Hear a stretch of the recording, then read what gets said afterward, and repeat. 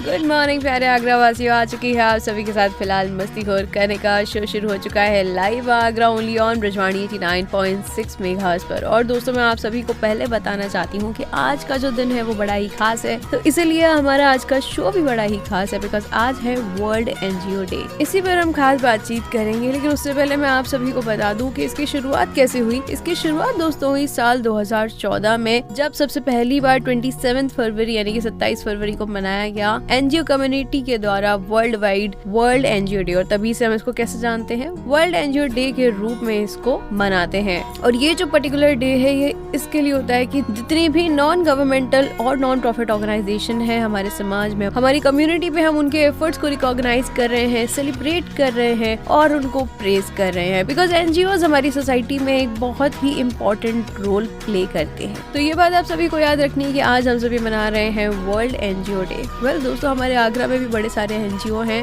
और आगरा के प्रमुख एनजीओ में आता है सेफ गार्डिंग चिल्ड्रन सेवा समिति आगरा, जहां से हम बात करेंगे रोहित कुमार जो कि इनके डायरेक्टर हैं। आज के हम विशेष दिन पर उनसे खास बातचीत करेंगे, इसलिए आप सभी बने रहिए ब्रजवाणी 89.6 मेगाहर्ट्ज पर। मैं मस्तीखोर करने का मिलती हूँ आपको थोड़ी सी देर के बाद यहीं, तो इसीलिए आप कहीं मत जाइए, सुनते रहिए ब्रजवाणी 89.6 मेगाहर्ट्ज पर। मैं हूँ आप सभी के साथ, मस्तीखोर करने का शो चल रहा है आज का खास, क्योंकि आज है वर्ल्ड एनजीओ डे। आप सभी के साथ हाजिर हो चुकी है आपकी अपनी मस्तीखोर करने का सिर्फ और सिर्फ ब्रजवाणी 89.6 मेगाहर्ट्ज पर। और जैसे कि दोस्तों आज का जो दिन है वो विशेष है क्योंकि आज है वर्ल्ड एनजीओ डे। और दोस्तों जो एनजीओज होते हैं वो हमारे समाज को सुधारने में, इसकी जमीनी रूप से वो सुधार कार्य में काफी ज्यादा सहयोग करते हैं। और फिलहाल आगरा के प्रमुख एनजीओज में मेरे साथ मौजूद है सेफ गार्डिंग चिल्ड्रन सेवा समिति आगरा के रोहित कुमार जो कि यहाँ के डायरेक्टर हैं। सबसे पहले आपका बहुत बहुत स्वागत है हमारे स्टूडियो में। Thank you so much ma'am. और बहुत सारी बातें मुझे आपसे करनी है, लेकिन सबसे पहले मैं आपसे जानना चाहूंगी आपके एनजीओ के बारे में। जी नमस्कार, मेरा नाम रोहित कुमार है और जैसा कि मैंने बताया कि संस्था सेफ गार्डिंग चिल्ड्रन सेवा समिति नाम से एक एनजीओ है जो कि आगरा में 2015 से काम कर रही है। और संस्था का जो मेन उद्देश्य जो रहा है वो शुरू से ही बच्चों के ऊपर, बच्चों के कल्याण के लिए हम लोग काम कर रहे हैं, चाहे वो एजुकेशन हो, चाहे वो बच्चों को आर्ट एंड कल्चर में आगे बढ़ाना हो, चाहे वो चाइल्ड राइट्स के ऊपर हो। तो कुल मिलाकर के ये है कि चाइल्ड वेलफेयर के लिए संस्था 2015 से निरंतर काम कर रही है।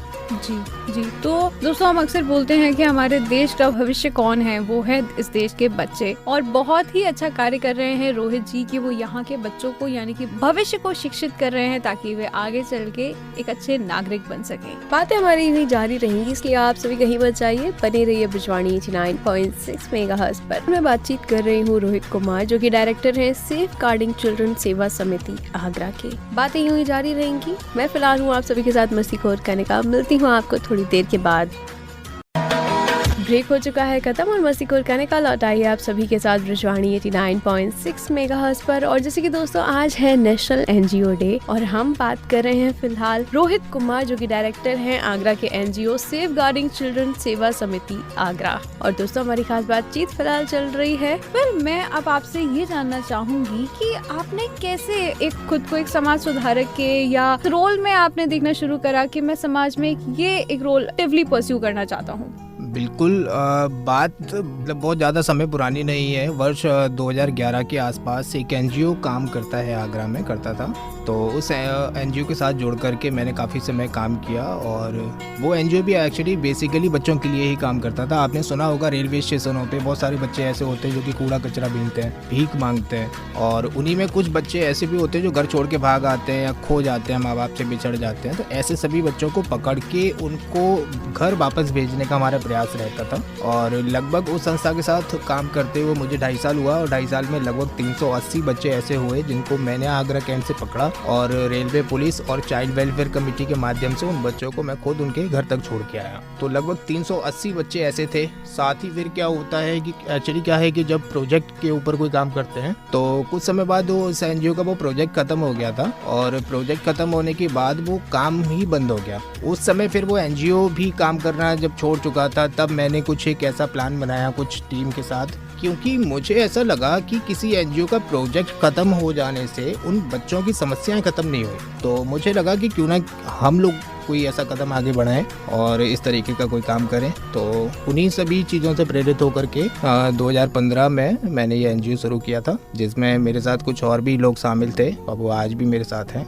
जी जी, बातें हमारी यूं ही जारी रहेंगी, इसलिए आप सभी कहीं मत जाइए, बने रहिए ब्रिजवाणी 89.6 मेगाहर्ट्ज पर। मैं बातचीत कर रही हूँ रोहित कुमार, जो कि डायरेक्टर हैं सेफ गार्डिंग चिल्ड्रन सेवा समिति आगरा के। बातें यूं ही जारी रहेंगी। मैं फिलहाल हूँ आप सभी के साथ मस्तीखोर कनिका। मिलती हूँ आपको थोड़ी देर के बाद।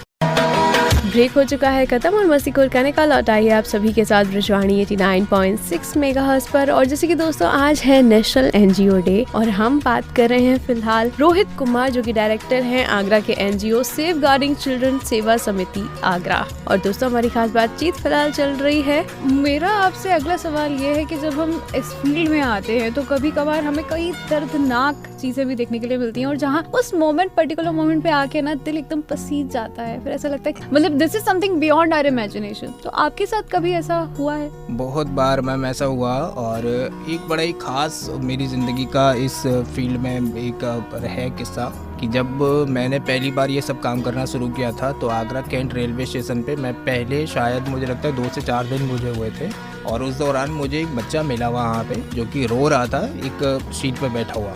जब उस बच्चे से मेरी बात हुई तो बात ही बातों में मुझे पता चला कि वो बच्चा काफ़ी समय से घर से मिसिंग है। फिर रेलवे पुलिस की हेल्प ली हम लोगों ने, उस बच्चे से बात हुई, फिर उसके घर का उसने बताया कि वो धौलपुर का रहने वाला है और उसको अगर धौलपुर रेलवे स्टेशन पे ले जाया जाए, सॉरी मुरैना, तो अगर उसको मुरैना तक पहुंचा दिया जाए तो मुरैना रेलवे स्टेशन से वो अपना घर पहचान लेगा। तो उस बच्चे को लेकर के मैं मुरैना पहुँचा और शाम का लगभग 7 बजे के आसपास समय था। और उस समय पर जब मैं वो बच्चा बताता गया मुरैना रेलवे स्टेशन के बाद हम उसके घर पहुँचे, और घर पहुँचने के बाद जैसे होता है ना गली मोहल्ले के नुक्कड़ पे कुछ लोग बैठे होते हैं, मैं उस बच्चे का हाथ पकड़ा हुआ था। मैं उसको जब लेके जा रहा था तो कुछ लोग मेरे पास आए और बोलते कि भैया ये बच्चा आपके साथ कैसे? तो मैंने उनको बताया कि आगरा से आया हूँ मैं और ये बच्चा मुझे ऐसे से वहाँ पे मिला। तो बहुत सारे लोग मेरे साथ चलते गए और फिर हम फाइनली उस बच्चे के घर पहुँचे, जहाँ मुझे पता चला कि लगभग 2.5 महीने से वो बच्चा घर से मिसिंग था।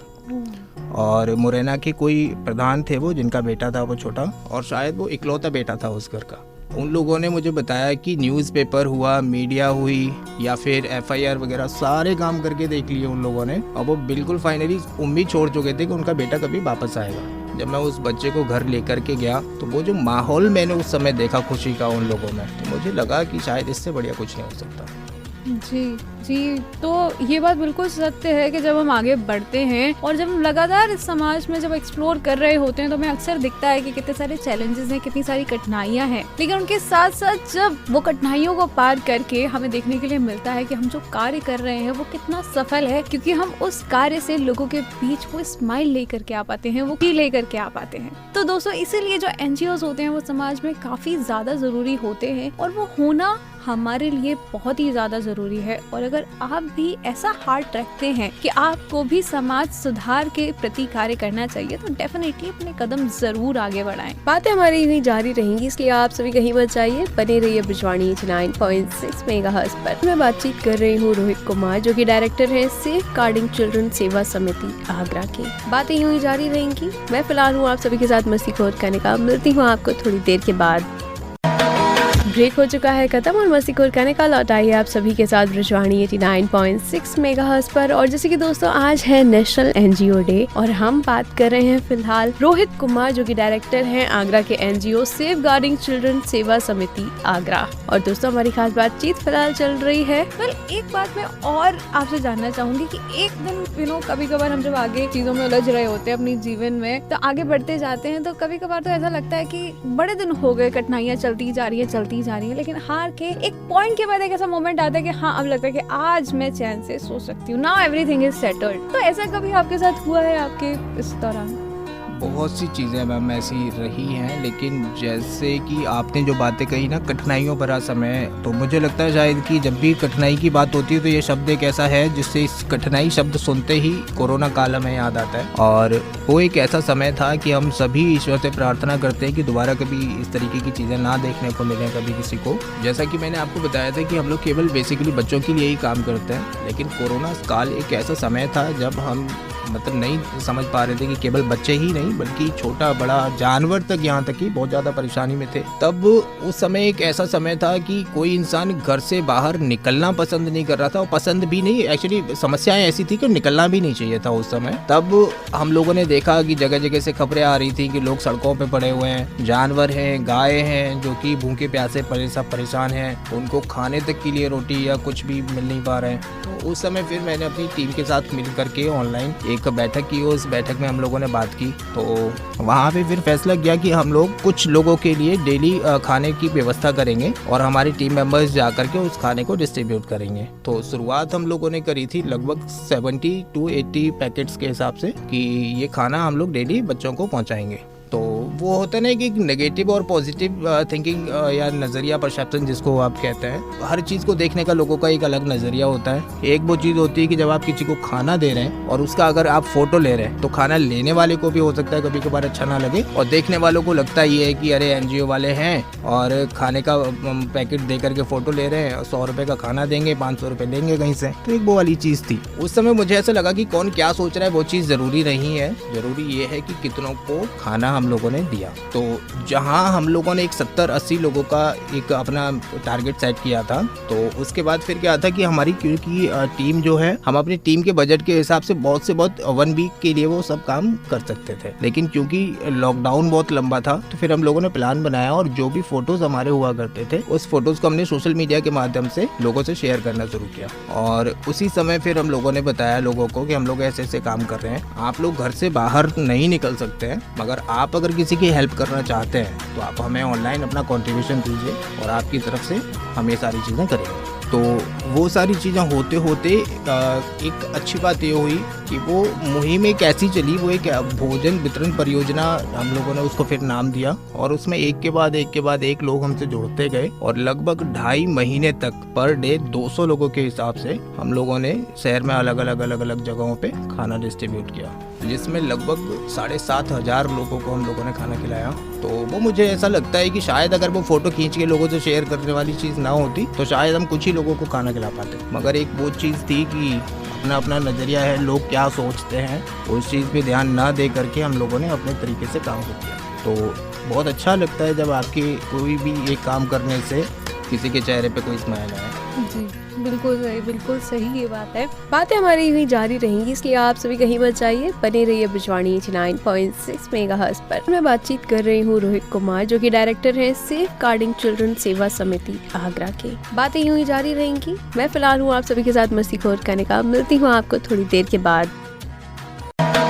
ब्रेक हो चुका है खत्म और मस्तीखोर कनिका लौट आई है आप सभी के साथ ब्रिजवाणी 89.6 मेगाहर्ट्ज़ पर। और जैसे कि दोस्तों आज है नेशनल NGO डे और हम बात कर रहे हैं फिलहाल रोहित कुमार, जो कि डायरेक्टर हैं आगरा के NGO सेफ गार्डिंग चिल्ड्रन सेवा समिति आगरा। और दोस्तों हमारी खास बातचीत फिलहाल चल रही है। मैं आपसे एक और बात जानना चाहूँगी कि आप एक NGO रन करते हैं, यूजुअली फैमिलीज की तरफ से ये रहता है कि हमारे घर का जो भी कोई बच्चा है या हमारे जो भी भाई बहन है वो प्रोफेशनली बहुत ज़्यादा एस्टेब्लिश्ड हो, अपनी जगह पे सेटल्ड हो, और इस तरीके से आपको अपनी फैमिली के साथ सपोर्ट कैसे मिला, कैसे क्या रहा? बहुत ही अच्छी बात है, और एक्चुअली मुझे ऐसा लगता है कि आज के समय पे जितनी महंगाई है या कोई भी चीज़ है तो ज़रूरी है कि पहले इंसान अपनी ज़रूरतें पूरी करे, क्योंकि सोशल वर्क एक वो चीज़ है कि एक संपन्न व्यक्ति जो इसको ऐसा लगता है कि हाँ मेरे पास अब सब कुछ है, अब मैं किसी और के लिए भी कुछ कर सकता हूँ, वही व्यक्ति एक सोशल वर्कर बन सकता है। लेकिन मेरा जो NGO है, मुझे बहुत ज़्यादा खुशी इस बात की है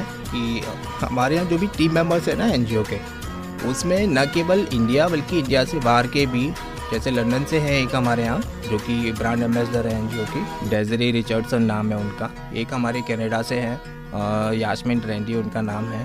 तो बहुत सारी टीम हमारी इतनी अच्छी है कि वो टीम मेंबर्स का मंथली जो कंट्रीब्यूशन होता है, और ज़रूरी नहीं कि कोई कितना देना है, आप मिनिमम 500 भी अगर NGO को देंगे तो उसी पैसे को इकट्ठा करके और हम बच्चों के लिए कुछ कर रहे हैं। तो मुझे लगता है हमें पता भी नहीं चलता है और किसी को हम बहुत ज़्यादा खुशी भी दे देते हैं। तो इसी तरीके से सारी चीज़ें हो रही हैं। तो फैमिली का कभी उस तरीके का प्रेशर नहीं रहा कि क्या करना है और क्या नहीं करना है। और जैसा कि मैंने बताया, तो पर्सनली ज़रूरतें पूरी करने के लिए मुझे लगता है आपने भी सुना होगा कि आगरा का पागल खाना जिसको बोलते हैं, वर्ल्ड फेमस है मेंटल हॉस्पिटल। तो मेंटल हॉस्पिटल में एज अ अकाउंटेंट हूँ मैं, और अभी काफ़ी समय मतलब नहीं हुआ है मुझे, 6-7 महीने ही लगभग मुझे हुए हैं उसको ज्वाइन किए हुए। तो पर्सनल ज़रूरतें पूरी करने के लिए मैं हुआ या फिर मेरे यहाँ और भी जितने भी मेंबर्स हैं सब अपना अपना कुछ ना कुछ करते हैं, तो अपनी अर्निंग का कुछ हिस्सा हम लोग बच्चों के लिए देते हैं। Well that is very very amazing कि हम जो कर रहे हैं और उसके साथ साथ ही ये सोचना कि how we can contribute it for the social working purpose, या समाज के उत्थान के लिए हम इसको किस तरीके से इस्तेमाल कर सकते हैं। तो ये थॉट हमेशा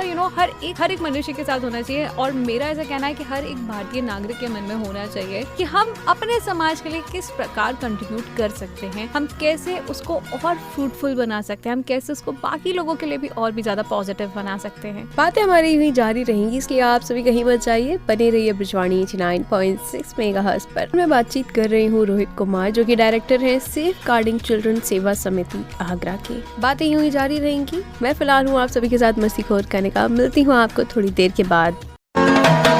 ब्रेक हो चुका है खत्म और मस्तीखोर कनिका लौट आई है आप सभी के साथ ब्रिजवाणी 89.6 मेगाहर्ट्ज पर। और जैसे कि दोस्तों आज है नेशनल एनजीओ डे और हम बात कर रहे हैं फिलहाल रोहित कुमार, जो कि डायरेक्टर हैं आगरा के एनजीओ सेफ गार्डिंग चिल्ड्रन सेवा समिति आगरा। और दोस्तों हमारी खास बातचीत फिलहाल चल रही है। फिलहाल मेरा आखिरी सवाल जो रोहित जी से होने वाला है वो ये कि जैसे कि आप इतने तरीकों से आप काम करते हैं बच्चों के साथ, और काफी सारे तरीकों से हमने आपसे अभी जाना, अंत में मैं ये जानना चाहूंगी कि आप आगरा वासी से क्या खास मैसेज आप शेयर करना चाहेंगे। देखिए मैम, मुझे ऐसा लगता है कि केवल आगरा वासी ही नहीं, ये हर एक मनुष्य के लिए है, हर एक व्यक्ति के लिए एक बहुत ही अच्छी बात यह है कि समाज में कानून व्यवस्था है, न्याय व्यवस्था है, हर चीज़ पहले से उपलब्ध है। उसके बावजूद आगरा की ही अगर हम बात करें तो आज से लगभग 2018 का आंकड़ा बताता है कि आगरा शहर के अंदर लगभग 2.5 लाख संस्थाएं रजिस्टर्ड हैं। अब आप सोचिए कि जब पूरी व्यवस्था इतनी अच्छी होने के बावजूद इतनी सारी संस्थाओं का होने का मतलब क्या है। तो मुझे लगता है कि बहुत सी चीज़ें ऐसी हैं जो कि प्रॉपर तरीके से जब नहीं हो पाती हैं, उनको करने के लिए वॉलंटियर्स का या फिर सोशल वर्कर जो होते हैं उनका सहारा हम लेते हैं। लेकिन अभी क्या है कि वो कुछ लोगों की वजह से बाकी के जो लोग सच में कुछ कर रहे हैं ना, वो उन चीज़ों को भी उतना मतलब नहीं मिल पाती है चीज़ें। तो एक एनजीओ वो चीज़ है कि ज़्यादातर लोगों को क्या है कि जब कोई चीज़ फ्री में मिलती है ना तो लोग उसका महत्व समझ ही नहीं पाते हैं। तो मेरा बस अनुरोध है सभी लोगों से कि कोई भी एनजीओ हो, कोई भी सोशल वर्कर हो जो आपके बच्चे के लिए या आपके लिए कोई भी काम कर रहा है, वो बदले में आपसे केवल इतना चाहता है कि आप उसका कम से कम थोड़ा सा उसको उतना महत्व दें कि वो आगे भी उन चीज़ों को करता रहे। All right, thank you so much Rohit ji हमसे जुड़ने के लिए और इतनी सारी बातचीत करने के लिए। तो मेरा आज का की टेक अवे ये है कि हमेशा मैं ये सोचूंगी whatever I am doing, how am I going to contribute it in my society, how am I going to contribute it in my community. और आई थिंक ये सारी चीजें आपको भी सोचनी चाहिए कि आप जो भी कर रहे हैं उन्हीं कर्मों के साथ अपनी कैपेसिटी में आप कैसे समाज की ओर कंट्रीब्यूट कर सकते हैं। तो आप जरूर इस पर विचार कीजिएगा। बहुत बहुत धन्यवाद आपका Rohit Kumar ji, director safe guarding children सेवा समिति आगरा। आप हमसे जुड़े और ढेर सारी खास बातचीत की आज के इस विशेष दिन पर, यानी कि वर्ल्ड एनजीओ डे के उपलक्ष्य में। वेल दोस्तों, फिलहाल अब बारी आ चुकी है आप सभी को टाटा बाय बाय विश करने की। तो आप सभी रखें अपना खास ख्याल, स्वस्थ रहें, मस्त रहें, खिलखिलाते रहें, खुशहाल रहें, अपने आसपास भी खुशहाली बिखेरते रहें और सुनते रहें ब्रिजवाणी 89.6 मेगाहर्ट्ज। हेयर मस्तीखोर कनिका साइनिंग ऑफ।